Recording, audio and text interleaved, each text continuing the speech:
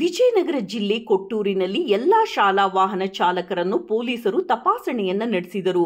ಇತ್ತೀಚೆಗೆ ಕೊಟ್ಟೂರಿನ ನ್ಯೂ ವಿದ್ಯಾಭಾರತಿ ಹಿರಿಯ ಪ್ರಾಥಮಿಕ ಶಾಲಾ ವಾಹನದ ಚಾಲಕ ಎಸ್ ವೀರೇಶ್ ಚಿರ್ಬಿ ರಸ್ತೆಯ ಬೋರ್ನಹಳ್ಳಿ ಕ್ರಾಸ್ ಬಳಿ ಮದ್ಯಪಾನ ಸೇವಿಸಿ ವೇಗವಾಗಿ ವಾಹನ ಚಲಾಯಿಸಿದ ಪರಿಣಾಮ ಮೈಸೂರು ಮೂಲದ ಸಂಜೀವ್ ಶೆಟ್ಟಿ 56 ವರ್ಷದ ಇವರು ಕೊಟ್ಟೂರು ಹಾಗೂ ಕೂಡ್ಲಿಗಿ ಆಸ್ಪತ್ರೆಯಲ್ಲಿ ಚಿಕಿತ್ಸೆ ಪಡೆದು ಹೆಚ್ಚಿನ ಚಿಕಿತ್ಸೆಗೆಂದು ಬಳ್ಳಾರಿಗೆ ಹೋಗುವ ದಾರಿ ಮಧ್ಯದಲ್ಲಿಯೇ ಸಾವನ್ನಪ್ಪಿದ ದಾರುಣ ಘಟನೆ ನಡೆದಿದೆ.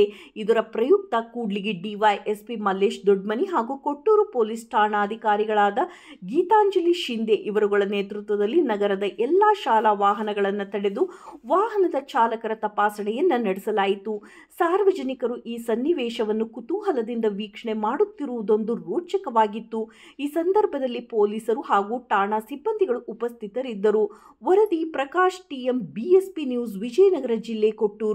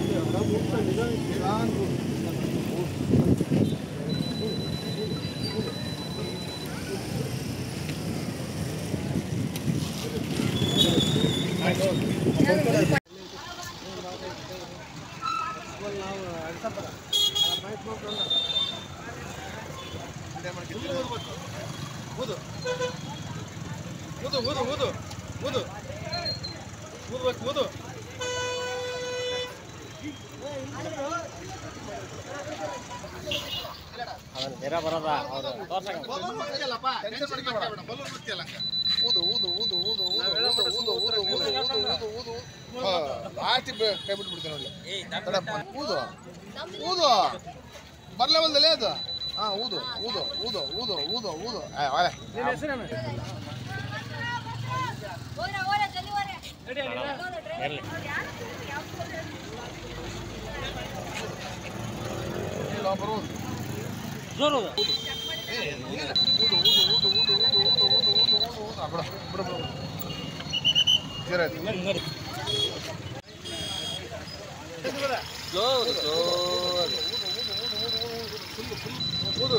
ಊದು ಕಂಟಿನ್ಯೂ ಊದು ಅಷ್ಟೇ.